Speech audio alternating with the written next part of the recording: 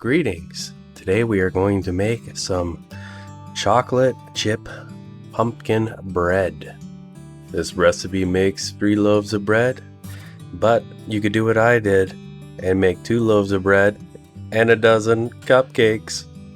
As for our ingredients, we need 1 tablespoon of vanilla, 1.5 teaspoons of salt, 1 tablespoon baking powder, 1 tablespoon baking soda, 1.5 teaspoons of cinnamon, 1.5 teaspoons of cloves, 1 teaspoon of ginger, 1 teaspoon of nutmeg, 1 cup of vegetable oil, 6 eggs, 1 large tin of pumpkin, or 3.5 cups, 2.5 cups of chocolate chips, 4.5 cups of flour, 3.5 cups of sugar.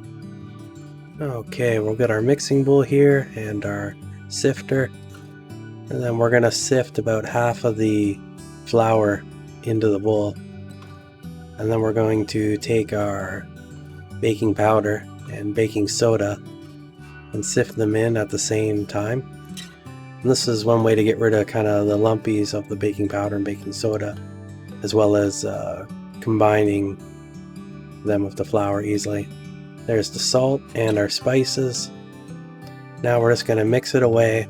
And one thing about doing this is that it lets you know how mixed things are, because you can really see the color change as you continue to mix. And then that way you know it's done. Also that your spices are dispersed in the batter. Whereas if you added them after having the wet ingredients, it could kind of clump up and that would be problematic. Time to work on the wet. So we got another bowl. Dumping in the eggs. We're just going to beat these eggs with the whisk. Beat them nice and stiffly. Then we're going to add our oil, and we're just going to combine the oil with the eggs with the whisk. And this is probably the last ingredient I'll be able to use the whisk with, because anything else and it'll just clump up in the whisk and become a real pain. So let's add our sugar now. Just going to use the bowl to take the spoon away. And got the wooden spoon here. Just going to give it a mix. And combine all the sugar with the oil and the eggs.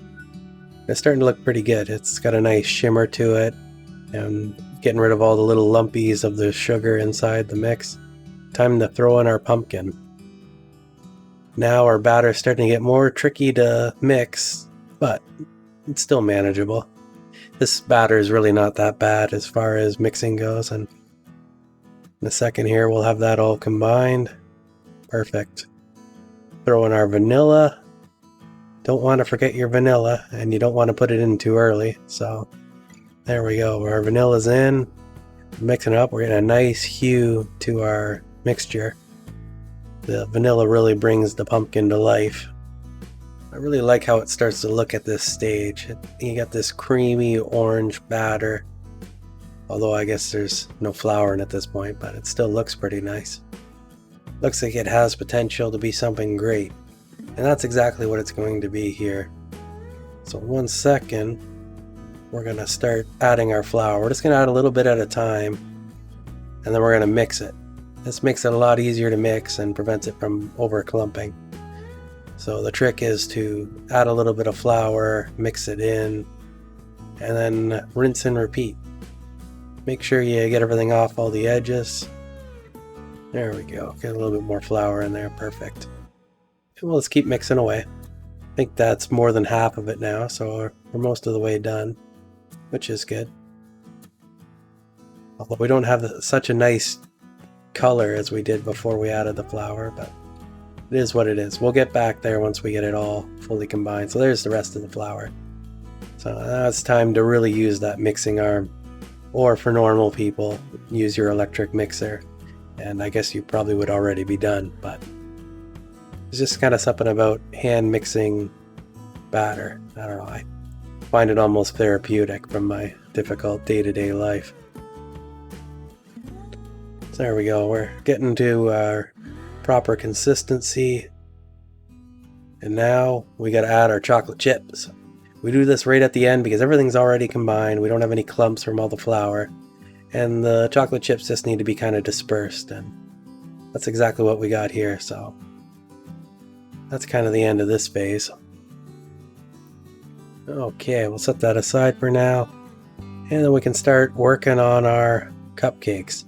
Now I have silicone inserts inside the cupcake tray. They work really good for the removal process and the separation process. And they're really quite good that way. I'll see if I can put a link to them in the description. But they generally work pretty well. And once we got this tray all filled up, we're going to throw her in the oven at 325 degrees for about 20 to 25 minutes, and use your toothpick to test for readiness. And seeing as we have so much batter left, we're going to make 2 loaves. Now these loaf pans here, they've already been powder coated so that nothing will stick. Now the powder coating process consists of spraying with cooking oil, then dusting with flour, and that works pretty good. We're just going to try to evenly distribute the batter between the 2 of them. Now the easiest way to make sure that both pans truly have the same amount would be to weigh each pan, calculate the difference between the weight between the pans, then weigh out your batter. But we were too lazy for that, so we only weighed the batter inside the pans. So they might be off by a few grams, but we can live with that. But the scale really works good for determining the balance between pans so that you can have 2 loaves of the exact same size. I think we're within a couple grams of each other, which is close enough for making a loaf of pumpkin bread. Then we'll toss those in the oven, same temperature, 325 degrees. These ones will be cooked longer, 55, 65 minutes. They take quite a while to cook. And the thing to test is also with the toothpick, so just take your time. Once they're done, let them cool off a little bit, get them out of the pan, and enjoy. So let me know in the comments below how you make your pumpkin bread and pumpkin cupcakes. And if you like this video, push the like button, and please subscribe if you want to see more like this. And until next time, stay awesome.